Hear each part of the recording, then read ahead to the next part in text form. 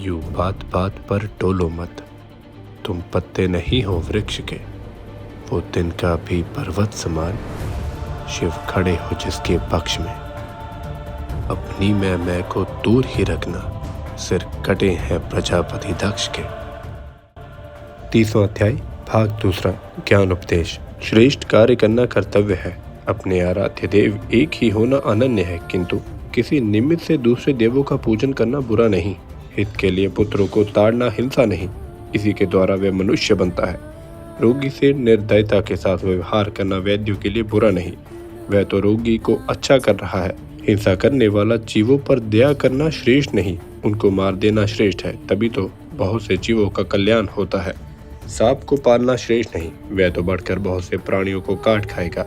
उसी प्रकार खल पुरुष बहुतों का घातक हो जाता है, ऐसे दुष्ट को समाप्त कर देना ही उत्तम है, अथवा उससे पृथक रहना ही उत्तम है।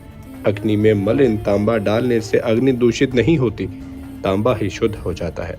शिव जी के संयोग द्वारा आत्मा शुद्ध हो जाती है। अग्नि के संयोग से काला लोहा भी अग्नि जैसा चमक उठता है। उसी प्रकार अज्ञानी पुरुष शिव भक्ति द्वारा अपनी आत्मा का अंधकार निवृत्त करता है। जिस प्रकार लकड़ियों को भस्म करती हुई आग लोहे को भस्म ना करके उसे अपना रूप देती है, उसी प्रकार शिव प्रेम की लौ भी ऊंची उठकर भक्त मनुष्य को शिव रूप चेतन बना देती है।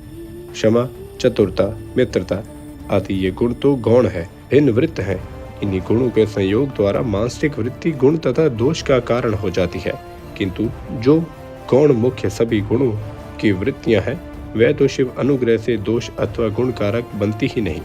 अनुग्रह शब्द अर्थ ही यह है कि संसार से मुक्त कराने वाले सदाशिव के हितकारी आज्ञा पर चलने में दृढ़ रहना श्रेष्ठ है, तभी शिव अपना लेते हैं। इस प्रकार की उनकी आज्ञा गौण नहीं, उसी आज्ञा पर चलना हित है, और यह हित ही अनुग्रह का वास्तविक अर्थ है, अर्थात कृपा पा लेना अनुग्रह का प्रायवाची उपकार शब्द भी है।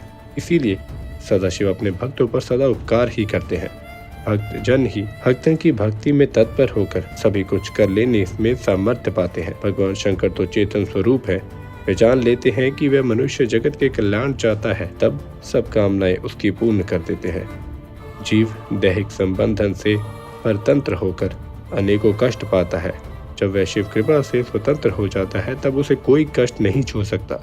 जीवात्मा तो अमर है, ना तो उसे कोई शस्त्र काट सकता है, ना अग्नि जला सकती है, वायु भी उसको सुखा नहीं सकती, फिर उसे दुख काहे का। यह तो देह संबंधन से ही भोगता रहता है। सुकर्म एवं कुकर्म के भेद से दो प्रकार के कर्म है।